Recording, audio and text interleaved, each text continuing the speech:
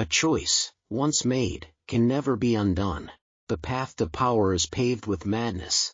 Ignoring the safer options, Klein Moretti drank the Seer's potion, a decision whispered from the diary of a long-dead emperor. He survived the plunge into the abyss, but returned forever changed, now cursed with spirit vision, a terrible gift that reveals the hidden auras of the world and the chilling entities that lurk just beyond the veil.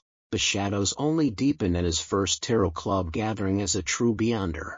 The lost notebook he seeks was revealed to be a relic of the Antigonus family, a clan personally annihilated by the very church he now serves. Suddenly, a simple investigation has become a dance with ancient, deadly secrets, turning potential allies into threats.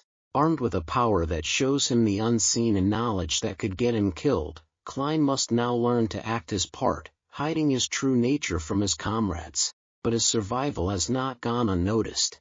The poet Leonard Mitchell watches him with growing suspicion, his questions cutting closer to the truth with each passing day. Now, as Klein struggles to maintain his facade, a new client has arrived at the door with a mission request. Is this a chance to prove his worth, or another step into a carefully laid trap? A mission request. You probably came to the wrong place. This security company's signboard is really nothing but a signboard. Klein immediately held back his urge to lampoon when he heard the visitor. How he yearned for there to be a message board and a screen for him to share his thoughts, but he soon realized that he had once asked a similar question. The captain's answer was that they could take on jobs if they were free. The money earned could be used as funding for the team's petty cash account and bonuses for the participants. Roseanne's eyes darted around as she thought for a moment before saying, "Our security personnel are all out on missions. The fastest it will take for them to return is an hour. If your matter isn't urgent, you can consider our services." Among the 6 formal Nighthawk members, Captain Dunn Smith had been invited to the cathedral by the bishop for some unknown discussion. Leonard Mitchell was guarding Cheney's gate in his place. Corpse collector Fry and sleepless Royale Ray Dean had already headed to the Golden Indus Borough to assist the police in the investigation of a robbery case with cultist inklings. Sleepless Kenley White was on leave, while midnight poet Sika Tron had gone to Raphael Cemetery in the north suburb for a daily patrol. As for the remaining 2 beyonders, old Neil was frail and too advanced in his years. He had not taken any missions in a long time. Klein was still a novice and was truly inadequate in various aspects. With one hand holding his umbrella, the lanky man's expression turned gloomy as he took off his hat. He bowed and said, "They're all out. Sorry for intruding. Goodbye." He turned around and walked out. He went down the stairs and left 36 Zutland Street amid the spattering rain and howling winds. Roseanne watched the man left and sighed regretfully. What a bloody pity. Although she would not have gotten any share of the commission, she definitely would have been able to partake in a sumptuous meal. Klein put down his cutlery in satisfaction. Even though he did not like the soup mixture of turnips and vegetables, he still drank it clean. He said, "There's nothing we can do about it. Cheney's gate needs someone watching it all the time. Don't tell me you want Brett to take the mission? Or yourself?" Roseanne rolled her eyes and giggled. Brett won't do, but you can. Our Mr. Seer. The moment she finished her sentence, she immediately realized what she had just said. She covered her mouth in shock because the door had not been fully closed. If someone walked past outside or heard anything about beyonders, it would be considered a leak. Roseanne looked out the door and secretly stuck her tongue out.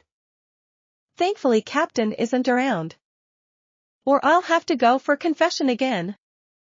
Brett and Klein laughed out in unison as they exchanged looks before beginning to put away the cutlery. After everything was done, Klein, who did not bring his umbrella, decided to stay at Blackthorn Security Company due to the ongoing rain. He took out some newspapers and sat on the soft but bouncy sofa as he leisurely began his afternoon break.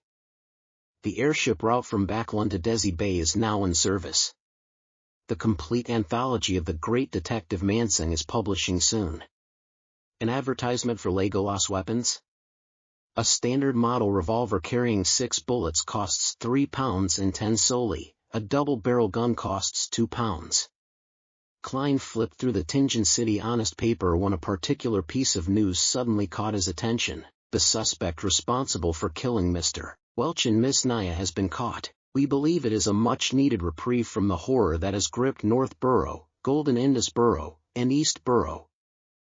Welch's father, Mr. McGovern, who is a banker, has escorted his youngest son's corpse back to Constant City where a grand burial will be held.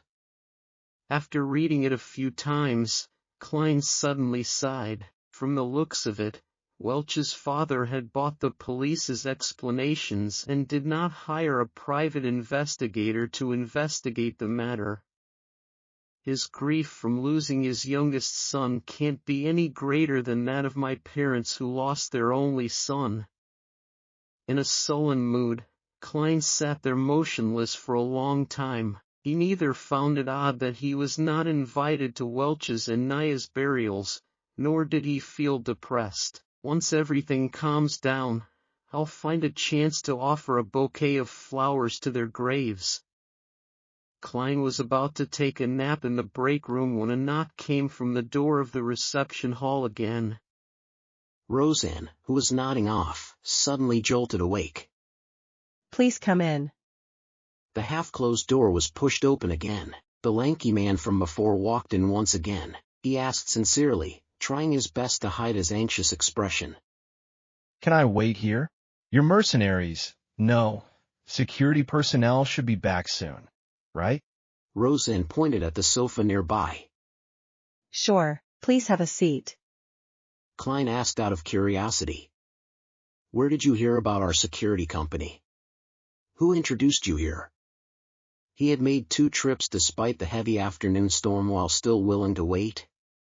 Yes, the Nighthawks must have easily resolved missions that might seem very difficult to others. They must have accrued quite a reputation.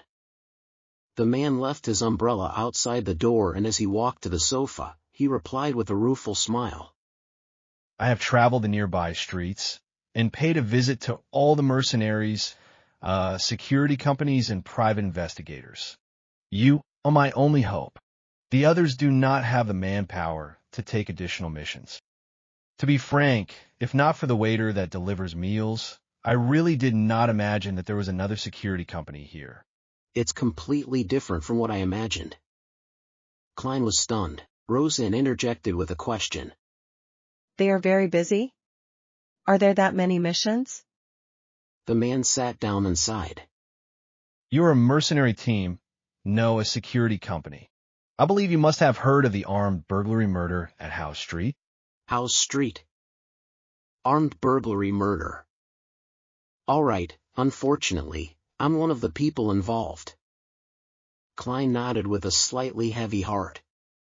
Yes. The tall and skinny man explained clearly. Due to the presence of a ferocious and cruel criminal, the rich men living in the neighboring streets, and even across all of Tingen City, are terrified. Apart from increasing the numbers of their security detail, they have also hired many more security personnel and private detectives. This resulted in a shortage of supply in your line of work. A standard chain reaction. Klein and Roseanne exchanged looks and saw the self-deprecating smile from each other's faces. The security industry had entered a golden age, yet Blackthorn Security Company was not affected in any way. It was apparent how dismally the company was run. Of course, to a certain extent, it also proved the success of the Nighthawks in hiding themselves. After waiting for another 20-plus minutes, Klein prepared to leave since the rain was coming to a stop. He planned on practicing at the shooting club. At that moment, the black-haired and green-eyed Leonard Mitchell walked out of the partition. He looked curiously at the sofa. This is? Roseanne asked delightfully. A client. Is Captain back? The lanky man was taken aback when he heard that. Back? He had been sitting there, staring at the door. How did he not discover someone's return? Roseanne's expression immediately froze as she chuckled. As a security company, we don't only use the front door. The lanky man nodded in enlightenment. Figures. He was also not surprised by the term captain. Security companies were mercenary teams or small-scale mercenary guilds. It was normal for Captain to be used. Leonard did not tuck in his white shirt. His black vest was also casually draped on. He took a glance at the lanky man when he suddenly snapped his fingers and said, "I'm a member of the security personnel at Blackthorn. How might I address you? How may I help you?" Perhaps it was because he had long heard about the unrestrained characters of mercenaries that he did not feel the anger of being humiliated. Instead, he let out a breath of relief. He watched Leonard sit down, and organized his words. My name is Clee, a butler of Mr. Viceroy, a tobacco merchant. His only son, little Elliot, was kidnapped this morning. We have already informed the police, and the matter has been given high priority. However, Mr. Viceroy remains uneasy.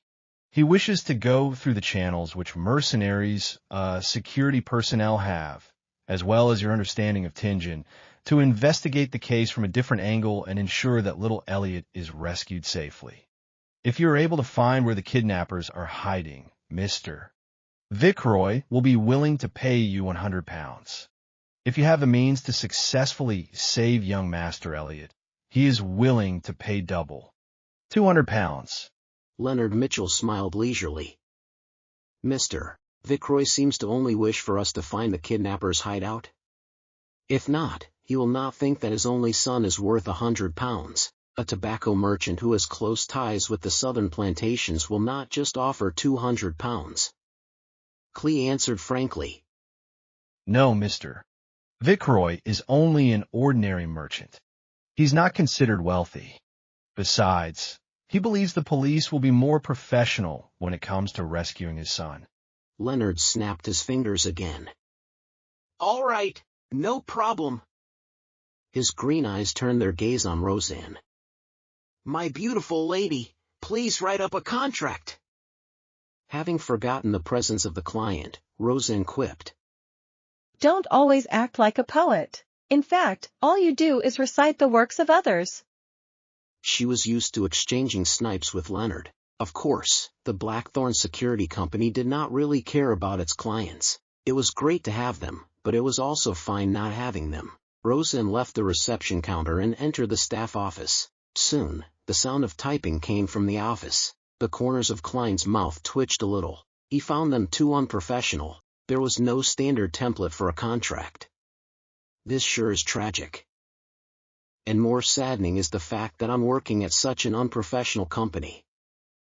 The moment these thoughts arose in him, Roseanne completed a simple contract that had only a few clauses. Then, Clee and Leonard Mitchell signed it. After Clee stamped it, she took the contract and returned to the accounting room and got Mrs. Oriana to stamp it with the Blackthorn Security Company logo, something that was actually useless. Dunn typically handed it to Oriana for safekeeping. On Sunday, it would be passed to Roseanne and Company. After receiving one copy of the contract, Clee stood up and bowed with his hat off. I'll wait for your good news. Leonard did not respond. He seemed to be in deep thought. He suddenly turned his head toward Klein and revealed a smile. I need your help. Klein was taken aback. Ah. The corners of Leonard's mouth curved up slightly as he explained. I mean, you and I can finish this mission together. I'm good at combat, shooting, climbing, sensing, enchanting, and taking on some support roles. But that does not include looking for people. You don't expect old Neil to go out in such weather, right? When he said sensing, his voice was lowered to a mumble that Klein could barely hear. Klein said, All right. He did have the urge to attempt his new abilities, while also feeling a little wary toward Leonard Mitchell. He let out a quiet breath. Let's hope it will be completed successfully. I wonder how useful my Seer abilities will be. He wondered with some anticipation. While looking at Klein, Leonard smiled and nodded. Then, do you need anything from them? He had cooperated with old Neil and Company numerous times, so he naturally knew that divination required a medium, especially when the person being divined was not present. Klein thought for a moment before saying to Clee, I need some of Elliot's recent clothes which have not been washed or starched. It would be better if you have any accessories he used to wear on him. He tried to choose ordinary mediums, not something that would normally invite questions. But even so, Klee wore a look of puzzlement. Why? After his question, he added. I have a picture of young Master Elliot on me. Why? Because we are divining his location. Klein was momentarily at a loss for an answer. If he answered truthfully, ignoring the fact that it violated the confidentiality clause, Klee would likely storm out immediately and rip apart the contract while cursing, "This bunch of cheats." If that works, why don't I find the most famous spirit medium in Alwa County? By the side, Leonard Mitchell chuckled and said, "Mr. Klee, my partner, colleague rears a unique pet. Its sense of smell is sharper than a hound's. That's why we need clothes that little Elliot wore and items he used to wear on him to aid us in finding him. As you know, clues typically bring you to a general region. As for the picture, we would need it too. Both of us need to know what little Elliot looks like." Klee accepted the reason by nodding slowly. Will you be waiting here, or will you be going with me to Mr. Viceroy's residence in the city? Klein replied simply. "Let's go together. It saves time." Not only was he eager to try out his abilities as a Beyonder, but he also wanted to save the child. As Klee spoke, he took out a black and white photograph and handed it to Leonard. All right, the carriage is downstairs. It was a picture of Elliot Viceroy alone. He was about 10 years old with rather long hair that nearly covered his eyes. There were obvious freckles on his face and he did not seem to stand out. Leonard glanced at it and handed it to Klein. Klein took a careful look and placed the photograph into his pocket. Then, he took his cane and put on his hat. He followed the two out of Blackthorn Security Company and boarded the carriage downstairs. The carriage's interior was rather spacious. It was lined with thick carpet and a tiny table to rest items on. As Klee was around, Klein and Leonard did not say a word. They quietly took in the experience of traversing the pooling roads in a carriage. Leonard broke the silence after some time with praise and a smile. "The carriage driver is quite good." Klein answered perfunctorily. "Yeah." Klee forced a smile and said, Your compliments are his honor. We will be there soon. As they were afraid of alerting the kidnappers, the carriage did not stop at the Viceroy's residence. Instead, it stopped at the side of a nearby street. Klee held an umbrella and returned along. After waiting for some time, Leonard talked to Klein again. "My surmise the last time was not without a goal. I was just trying to tell you that the notebook will definitely appear again. Perhaps, it might be soon." Klein said. "That really isn't a happy surmise."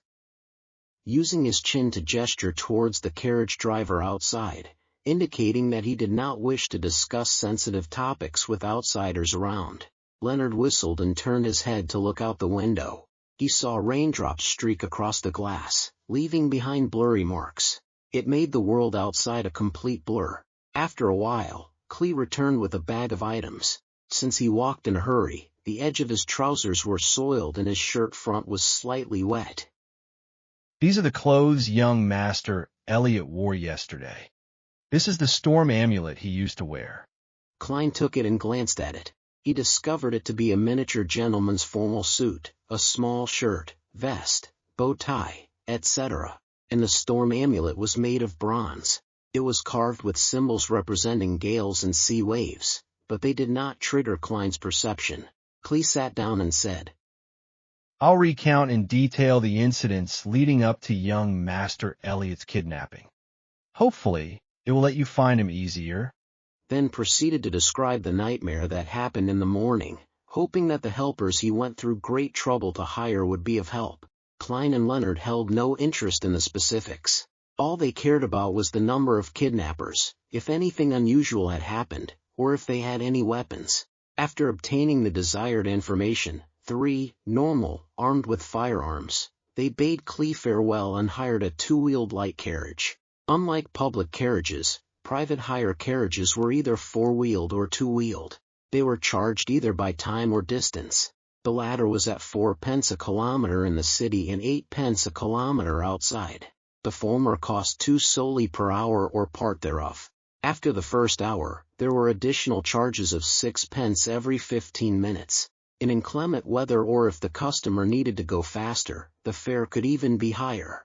Klein had heard from Isaac that in the capital, Backlund, these carriage drivers were famous for quoting outrageous prices. To him, taking a private carriage was quite a luxury. However, he did not need to worry about this at the moment since Leonard had tossed 2 one-solely notes to the carriage driver. After Leonard gave his instructions, he closed the carriage's door and said, "Charge it by the time." The carriage driver was delighted and puzzled as he held the 2 notes. "Where are you going?" Leonard cast his gaze at Klein. "Wait a moment." Klein nodded slightly and took out Elliot's clothes. He spread it out on the carriage's floor and then wound the storm amulet around his cane's handle. He held the silver inlaid black cane and hung it straight over Elliot's clothes. He gathered the sphere of light in his head as his mind rapidly turned still. His brown eyes quickly turned deeper in color as he entered a half-cogitation state. He felt his body's spirit turning light. He vaguely saw the world of spirits everywhere. He silently said, "Elliot's location." After repeating it 7 times, he released his grip of the black cane, but the cane did not fall to the ground. It remained standing in front of him even though the carriage was shaking. Minute but invisible stirrings happened around Klein and he felt as if pairs of eyes were looking at him. Over the past few days, Klein had felt this sensation occasionally when he was in the state of cogitation or spirit vision. With a little fear, he looked at the cane with his deep black eyes. He recited once again in his heart, "Elliot's location, Elliot's location." After he finished saying that, the cane fell and pointed straight ahead. Klein held the cane and said in a deep voice, "Straight." His voice sounded a little ethereal as though it could penetrate the unknown world. This was one of the divination abilities he had grasped. It was called dowsing rod seeking. The tool of choice had to be wooden, metallic, or a mixture of both. In ordinary circumstances, he would require 2 real dowsing rods. Dowsing rods were shaped like 2 straight metal wires tapered to an edge. He would hold on to the shorter side and turn it to ascertain the correct direction. But as a seer, Klein realized that through practice, he could search for people directly using this method. He could also use his cane as a replacement for dowsing rods. The direction in which the cane fell was the direction of the item he was seeking. As for the Antigonus family's notebook, Klein could not remember it at all. Without the slightest impression, there was no way for him to find it. Leonard instructed the carriage driver loudly, "Go straight, we will tell you when there's a need to turn." The carriage driver did not understand why that was necessary, but the notes in his pocket and the willingness of his passengers to hand over the money kept him quiet. He chose to follow the strange instructions. The carriage proceeded slowly, passing through one street after another. Midway, Klein used dowsing rod seeking to correct their direction. After the carriage circled a building once, he finally determined that Elliot was inside. It had only been 30 minutes since they bade Clee farewell. After sending off the cane, Klein did not continue using Elliot's clothes. Instead, he placed the cane, entwined with the storm amulet, directly onto the ground. His eyes turned dark once again as the raindrops around him suddenly spun in place. The cane fell to the front with a slant. Klein pointed at the staircase and said, "There." Upon seeing this scene, Leonard smiled with a sigh.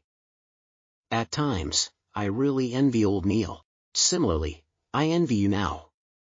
Klein shot him a glance and replied with a calm tone, "This is nothing difficult. If you are willing to learn, you would definitely be able to master it.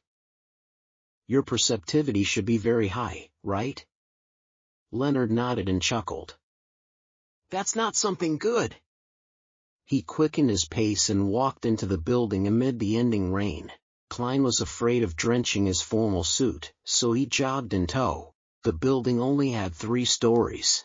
It was similar to a unit block from Earth. The entrance to each floor was situated along the flight of stairs. There were only 2 units per floor. Klein used dowsing rod seeking on both the first and second floors, but the cane remained still while pointing upward. The two of them quieted their footsteps and arrived at the third floor. Klein once again placed the black cane on the floor. A sudden breeze blew across the stairs as his pupils changed colors. The darkness seemed like it could suck the souls of people. Sobs seemed to sound out around them, like the whisper of a mournful wind. Klein relaxed his palm as the cane with the entwined storm amulet magically stood erect. He silently read Elliot's location again. He watched his black cane drop silently as it pointed to the right room. While Klein picked up his cane, he tapped his glabella twice and said, "They should be in there." Various colors saturated as he looked at the right room. He saw all sorts of auras inside. Klein whispered, 1, 2, 3, 4. 3 kidnappers and 1 hostage. The numbers match. One of their auras is short. It's likely Elliot. Mr. Klee said that they have 2 hunting rifles and a revolver. Leonard chuckled. Let me recite a poem for them. Why be a kidnapper? Why can't you happily be civilized person?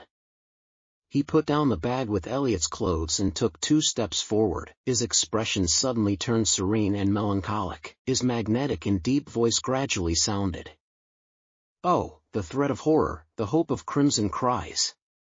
One thing at least is certain, that this life flies. One thing is certain, and the rest is lies. The flower that once has bloomed forever dies. Leonard's singing sounded like a lullaby as it lightly resounded through the doors and into the winding wooden stairwell. Klein's mind immediately turned torpid. He felt like he saw a silent moonlight and serene rippling lake. His eyelids rapidly turned heavy as if he were about to fall asleep standing. Amid these indistinct sensations, he also felt a strange, formless, and indifferent focus on his back. It felt like he was wandering the spirit world himself. A baffling sense of déjà vu suffused as Klein suddenly found his train of thought once again. With his strong spiritual perception and extreme familiarity with cogitation, he barely escaped the influence of the midnight poem. However, he remained serene and could hardly evoke any emotions. Soon, Leonard stopped singing as he turned his head with a smile. I'm considering asking Captain's permission to apply for a phenopod or lute. How can there not be an accompaniment when singing? Ha ha, I'm just kidding. I can hear them asleep. The black-haired, green-eyed Nighthawk with his poetic vibe took a stride forward and walked to the door that separated them from the kidnappers and hostage. He suddenly moved his shoulder and threw a punch at the door's lock. With a muffled crack, the wooden board around the lock shattered. Leonard turned his head and smiled. This requires precise control. He then reached his hand into the hole and opened the door. Klein, who had regained consciousness, was not as confident as him. He reached under his armpit, drew his revolver, and turned the cylinder, making sure that he could shoot at a moment's notice. As the door swung back, he saw a man sleeping on a table with a gun by his feet. Another man was rubbing his eyes in a daze while trying to stand up. With a heavy thud, Leonard slid forward and struck the awakening kidnapper unconscious. Klein planned to enter as well when he suddenly sensed something. He turned around abruptly and faced the stairwell. Footsteps were approaching from below. It became clear that something was a hatless man in a brown coat circling the stairwell in his progression toward the third floor while hugging a paper bag of bread. Suddenly, he stopped. He saw a gun's barrel aiming at him with a metallic luster. His pupils reflected a young man dressed in a half-top hat, black formal suit with a bow tie of the same color. It also reflected the cane which rested along the rail and the dangerous revolver. Klein's tone was deep but relaxed. Do not move. Raise your hands. 3, 2, 1.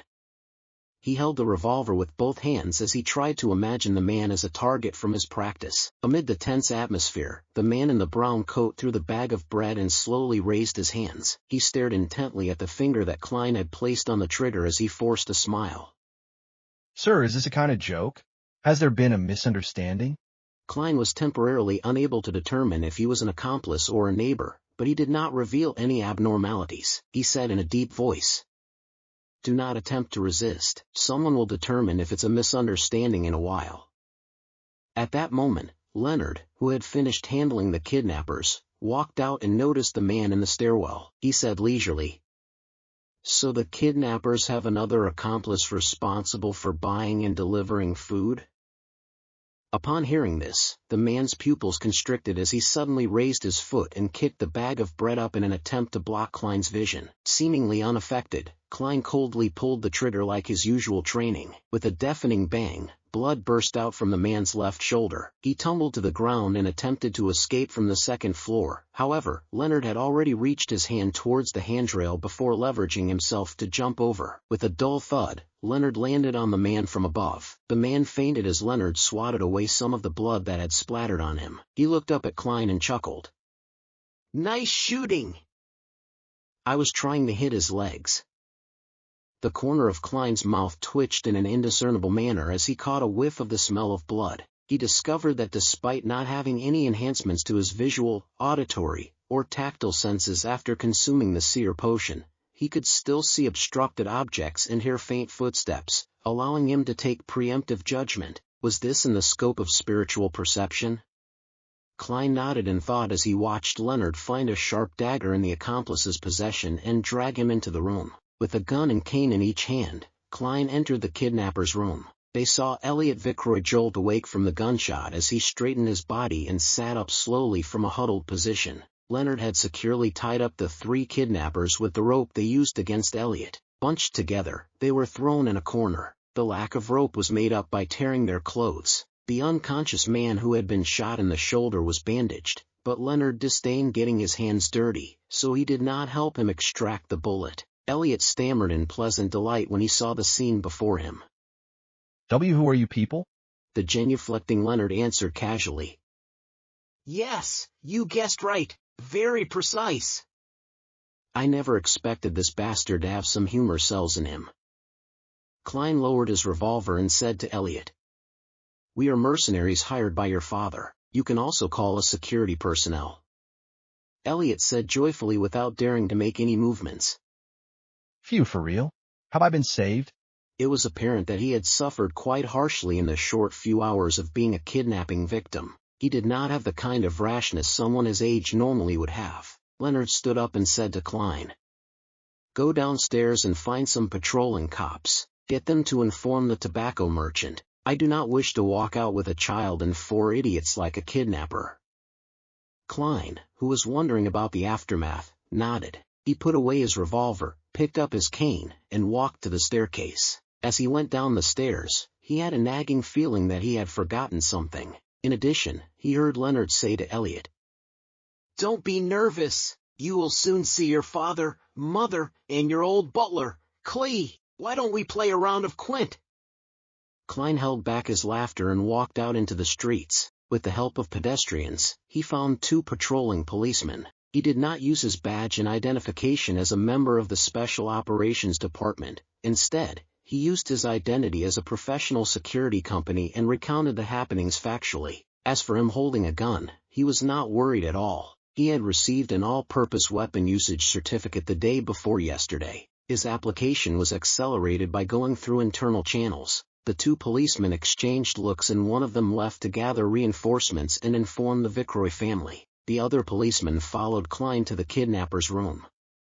After waiting for more than 40 minutes, Leonard signaled to Klein while the policeman was not paying attention. Klein was to sneak out of the room with him. The Nighthawk with the poetic bearing explained with a relaxed look. "Trust me, heading to the police station is an extreme waste of time. Let's leave first." Since Leonard was making it clear that he would take any responsibility for any repercussions, he did not retort and followed in tow. Almost 5 minutes later, a few carriages rushed to the building where the kidnappers were. The old butler, Clee, disembarked with his portly master, Vickroy. Up to this moment in time, he was still in a daze. He found it incredulous that news would come so fast. It felt like a dream. Suddenly, he heard a crisp snap as he turned around. A 2-wheeled carriage drove past with its windows open. The black-haired and green-eyed Leonard had snapped his fingers again. After passing by Vickroy's carriage, Leonard closed the window, turned around, and looked at Klein. He extended his right hand and smiled. "It was a pleasure working with you." "I don't think we are on that good terms." Klein politely shook his hand. He did not expect the kidnapping case to be resolved so quickly. All he could do was marvel at the capabilities of Beyonders. Even though he was just a half-assed Sequence 9 Beyonder, he was able to do many inconceivable things, Leonard explained with a smile. This is a celebratory gesture of peace among aristocrats after a clash of swords, Klein replied. I know.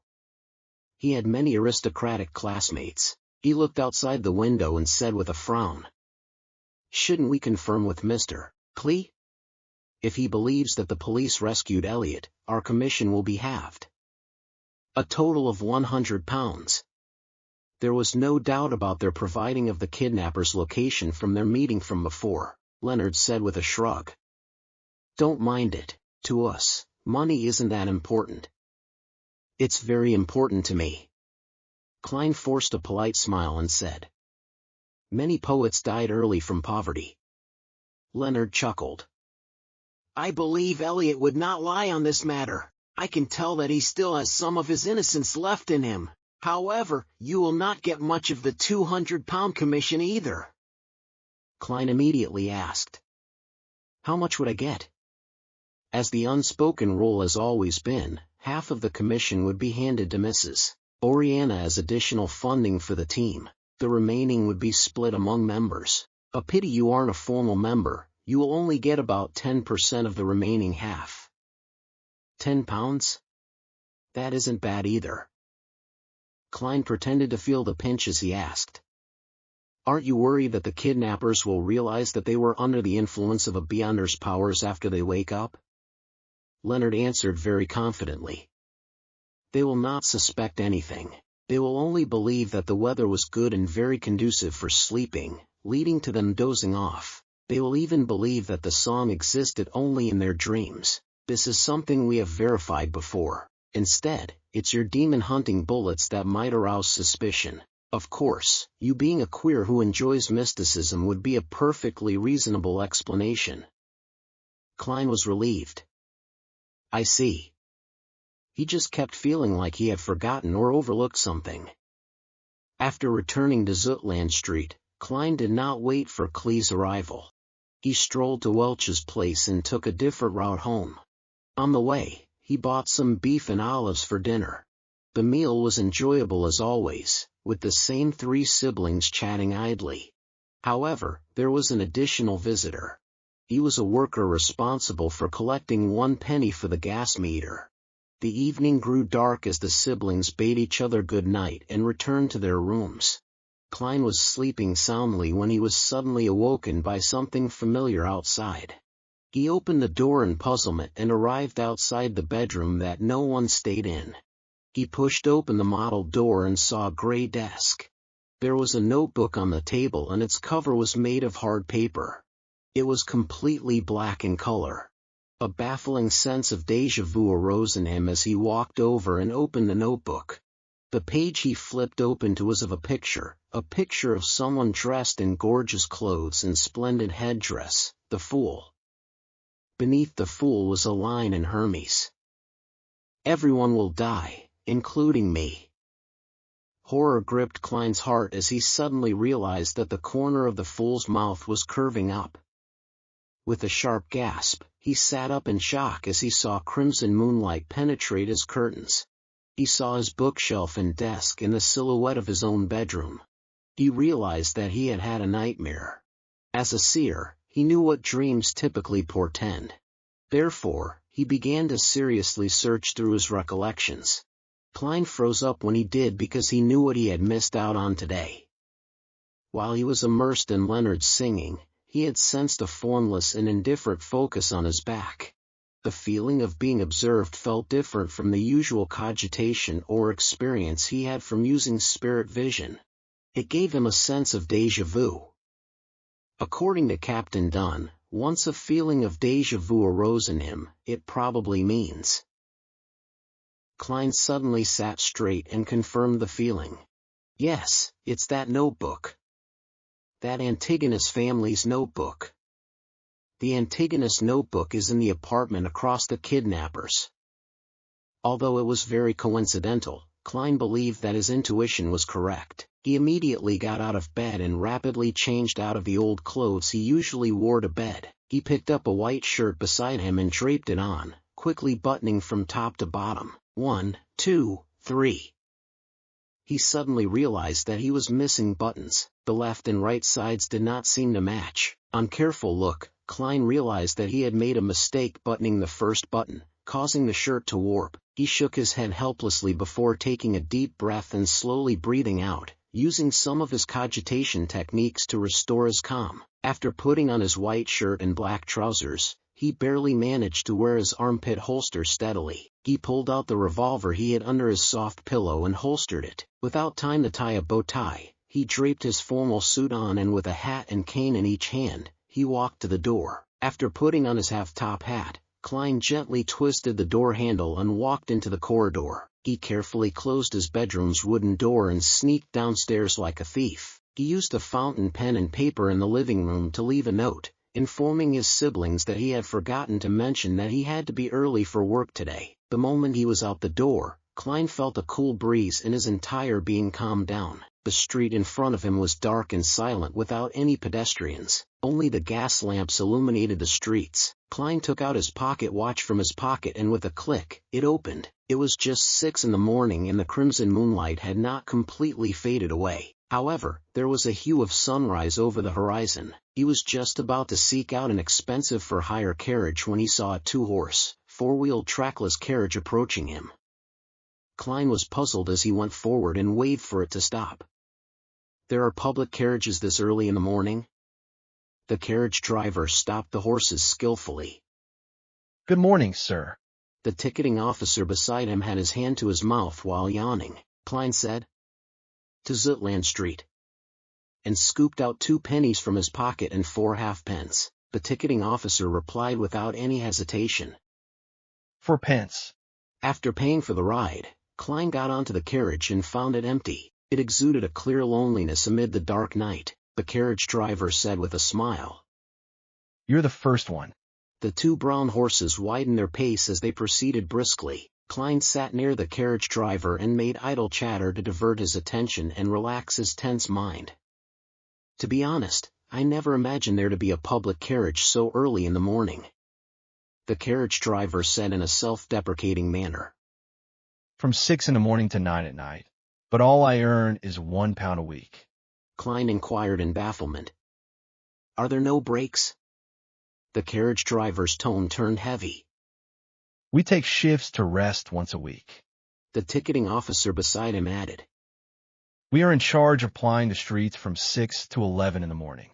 Following that, we have lunch and an afternoon break. Near dinner time, which is 6 in the evening, we replace our colleagues. Even if we do not need rest, the 2 horses will need it." The carriage driver scoffed. "It wasn't anything like that in the past. There was an accident that should not have happened. Due to fatigue, a carriage driver lost control of his carriage and it toppled. It resulted in us having shifts. Those bloodsuckers would never become this kind, so suddenly otherwise." Under the illumination of dawn, the carriage drove towards Zutland Street and picked up 7 to 8 passengers on the way. After Klein was less tense, he did not converse further. He closed his eyes and recalled the experiences from yesterday, hoping to notice if he had forgotten anything. By the time the skies were bright when the sun was fully up, the carriage finally arrived at Zutland Street. Klein pressed his hat with his left hand and briskly jumped off the carriage. He quickly stepped into 36 Zutland Street and arrived outside Blackthorn Security Company after going up the flight of stairs. The door was still closed and had yet to open.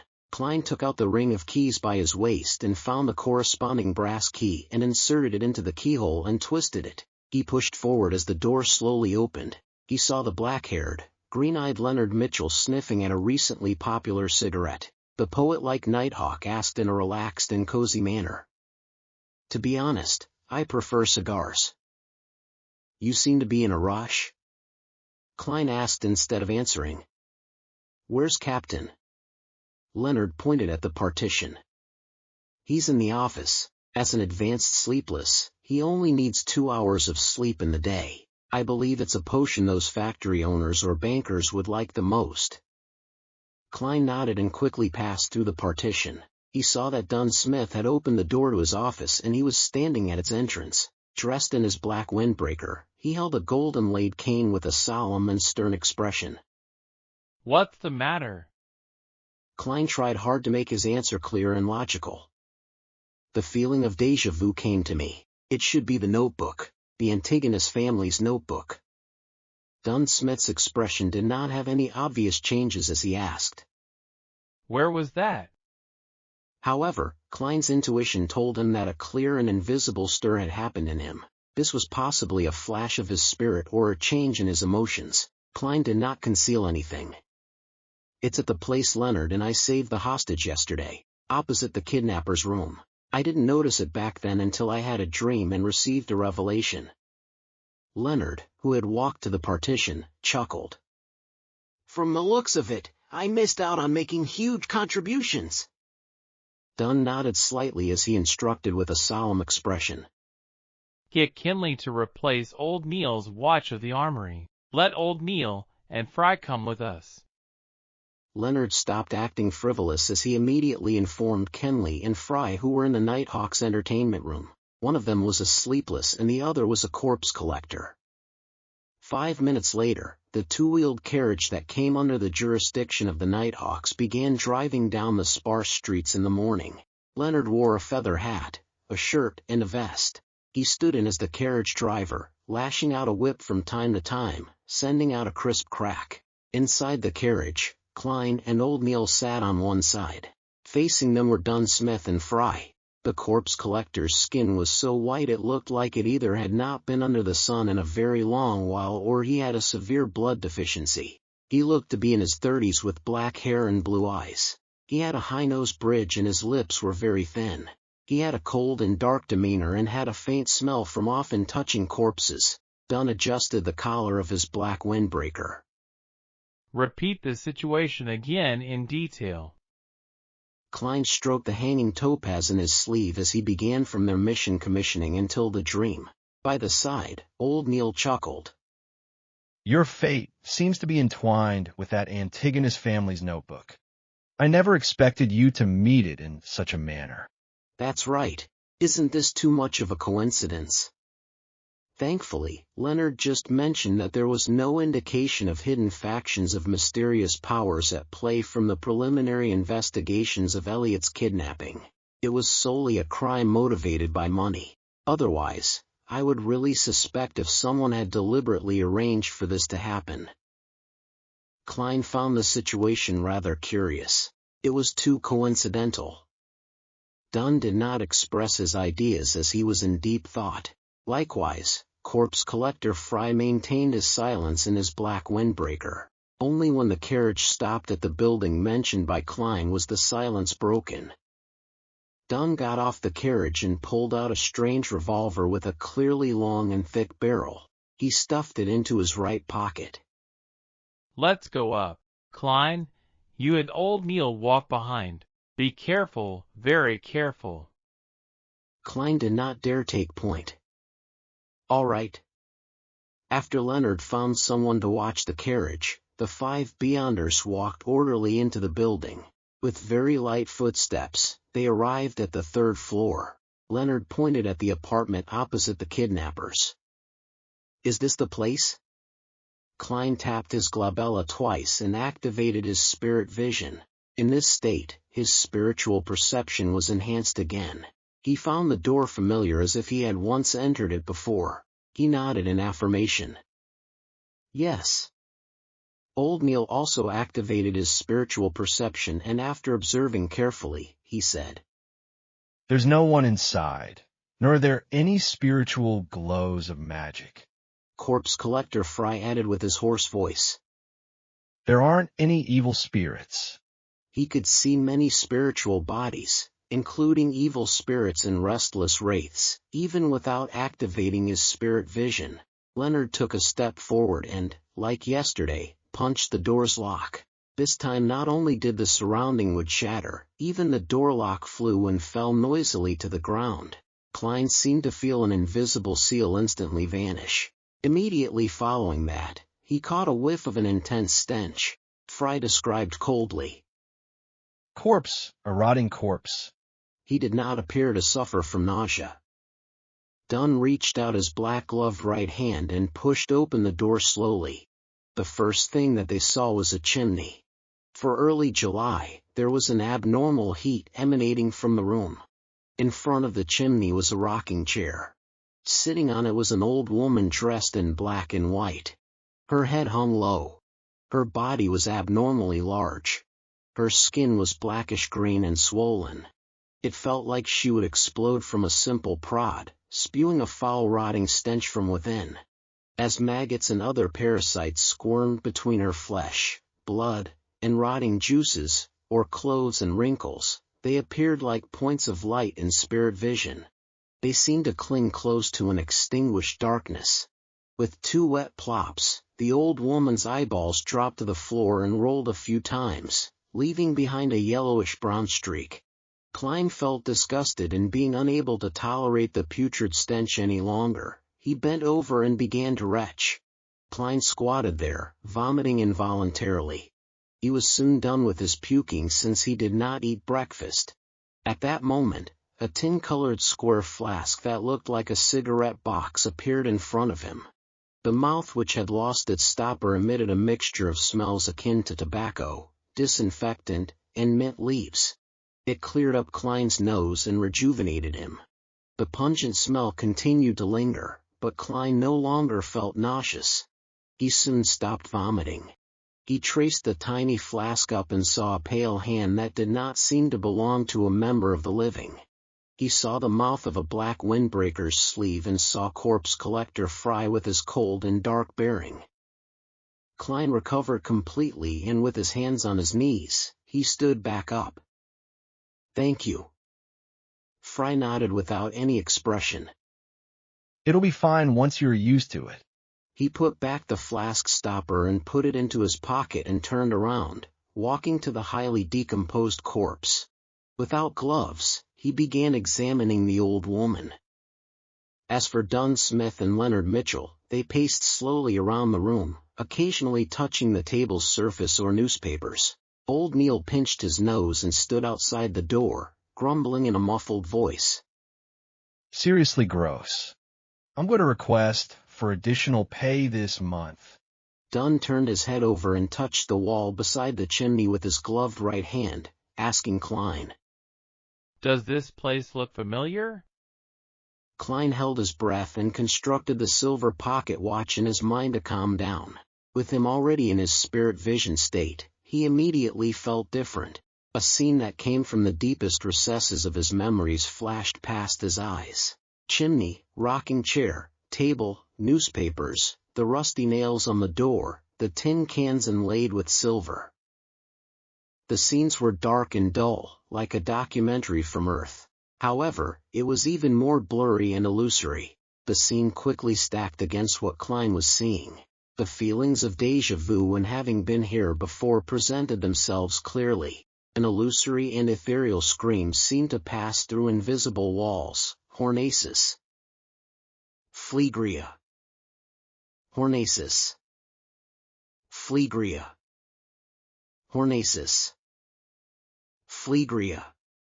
Klein answered honestly while his brain felt a stabbing pain. It feels a little familiar. Thankfully, he quickly tapped his glabella twice. Hornaces. The Hornaces mountain range that appeared in original Klein's diary? That is content that was deciphered from the Antigonus family's notebook. The murmurs were very similar to one of the previous ones. It involved the word Hornaces. Is this a form of enticement? Klein was gripped by shock as he did not dare think deeper, afraid that he would place himself on the trajectory of losing control. Dunn nodded slightly and walked to a cupboard. He suddenly reached out his hand and pulled open its wooden door. The bread inside was moldy and there were about 7 gray, stiff dead rats. Dunn instructed. Leonard, go downstairs to get patrolling cops and explain the situation here. Leonard said. All right. As he turned and left the apartment. Following that, Dunn opened the door to 2 other bedrooms and did a careful search. After being certain that there were no clues as well as any sign of the Antigonus family's notebook, Fry also stood up. He wiped his hands with a white handkerchief he brought along with him and said, The time of death was more than 5 days ago. There are no external injuries, nor are there any clear signs that it was a result of beyonder powers. The exact cause of death will require a post-mortem. Dunn turned to look at old Neil and Klein. Did you discover anything? The two who were no longer in spirit vision state shook their heads in unison.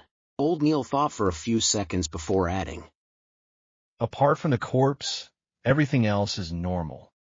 Actually, no, there was an invisible energy sealing the apartment in the beginning. As you know, there will usually be similar processes when we use ritualistic magic. Dunn was just about to say something when he looked outside the door. A few seconds later, Klein and old Neil sensed something and turned to look at the stairwell. A few seconds later, faint footsteps grew louder as Leonard walked up with a policeman. The policeman's expression changed once he caught the noxious smell. He immediately cooperated with his colleague from the Special Operations Department and began knocking on the doors of the residents on the second floor to gain an understanding of the situation on the third floor. Moments later, the corporal with his 2 silver chevrons looked at the corpse on the rocking chair. Katie Stephania Bieber, between 55 and 60 years old. Widow. Has rented this apartment with her son, Ray Bieber, for more than 10 years. Her husband was formerly a gem artisan. Her son is about 30 years old and is single. He inherited his father's trade and earns about £1.15 a week. According to their neighbors, they have not seen them in more than a week. Before the policeman continued, Klein already knew the critical point that followed. Missing. To be more precise, it was unknown where Ray Bieber had gone to. The ancient notebook could very well be on him. Dunn looked at the police officer. He was acting as the role of a high-ranking inspector. Do you have a picture of Ray Bieber? However, it was not really acting since he was indeed a high-ranking inspector on the police department's roster. His salary and various allowances were also paid according to his rank. Of course, it did not include his salary from the church. The police officer shook his head nervously and said, I'm not sure. I'll have to return to the station to search for it. It's not typical for us to have pictures of every single person. Dunn gave the order. Got it. Continue questioning the residents on the first floor. Ask them in detail. As he watched the police officer leave, he closed the door and turned to old Neil. I'll leave the rest to you. If not, we will have to make all the residents sleep and obtain Ray Bieber's looks. Yeah, I don't really trust sketches based on verbal descriptions. Old Neil nodded. He took out a few thumb-sized bottles from a pocket in his black classic robe and scattered the liquids in a particular order. Immediately following that, he pulled out a clump of powder and scattered it in a circle around him. Strangely, a biting smell spread and was not influenced by the nauseating smells in the room. Klein also suddenly noticed that there was an invisible force field around him.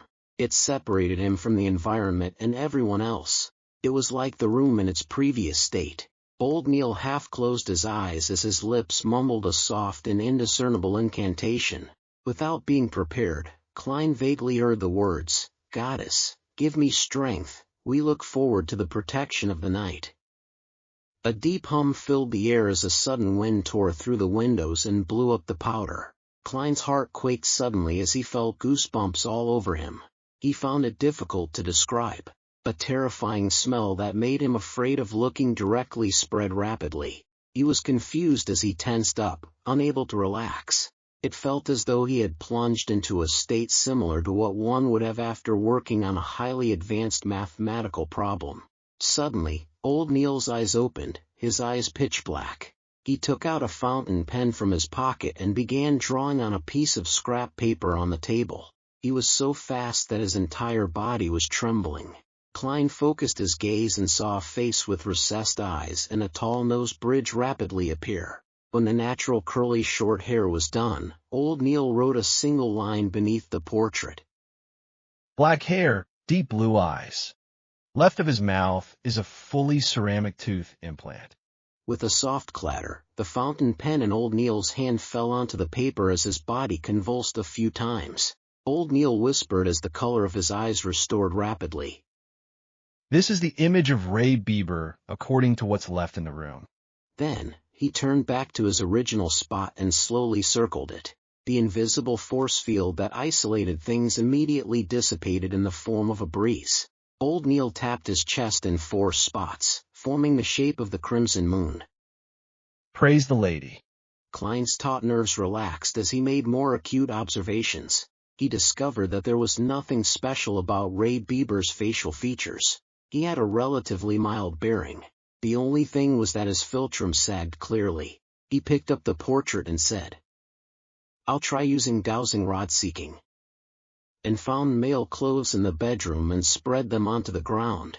Dunn, Leonard, and Old Neil did not stop him as they watched him place the black cane above the clothes and portrait. Fry was as silent as always. Klein's eyes turned from brown to black as he finished his recitation, only to release his grip. The black cane stood silently like it was embedded in the ground. Klein silently repeated to himself again, "Ray Bieber's location." With the sound of humming wind, the cane fell down but kept changing directions while falling. Finally, it began spinning in slight circles. Without any external help, the black cane stood stably again. Klein repeated a few times with the same outcome. All he could do was shake his head at Dunn and Old Neil. A strange power was interfering with his divination. Dunn took off his black glove and said to Leonard and Klein, "Take Ray Bieber's portrait and inquire the residence for a final confirmation. Following that, we will issue a warrant of arrest against him for the murder of his mother." Klein held his cane and bent down to pick the portrait. "All right." After the neighbors confirmed that the portrait was indeed Ray Bieber, Dunn instructed Leonard and the police officer to finish the procedures at the station. He and Fry headed to a few bars in Tingen City to seek help via other means. Klein and Old Neil returned to Blackthorn Security Company on a public carriage. It was not even 8 by the time they arrived. Roseanne had not even clocked in. After closing the door, Klein cocked his head at Old Neil and, hoping to learn and answer his questions, asked, "Why would I send the Antigonus family's notebook to Ray Bieber's home?" This was completely in a different direction from Iron Cross Street where Welch stayed. Old Neil walked to the sofa and chuckled. Isn't that obvious? Who knows what power's inside the notebook you invoked? Maybe you did some described ritual out of curiosity and ended up provoking a strange existence that you should not have. The motive of this existence was to have the notebook sent to Ray Bieber and sever all clues to prevent anyone from discovering it. Therefore, apart from you who were selected, Welch and Naya committed suicide regarding you. To be frank, I still have no idea how you survived. Klein sat down as well, deliberately replying with a wry smile. "I would like to know too. I've also thought of the guesses you have of the proceedings. However, there's one thing I don't understand. Why did I have to hand the notebook to Ray Bieber?" Old Neil shrugged and said, Perhaps his life path number matches the requirements, or maybe he's one of the last remaining descendants of the Antigonus family. In short, there are too many possibilities. And why the notebook was sold to Tingen City would have similar reasons. Klein suddenly felt enlightened before he sighed. "I do not think it's because he's a descendant. Unfortunately, I did not discover immediately that Ray Bieber and that notebook have vanished." Old Neil laughed. This is something that Dunn has to worry about. As for you, it's something good. Klein frowned in puzzlement. "Why do you say so?"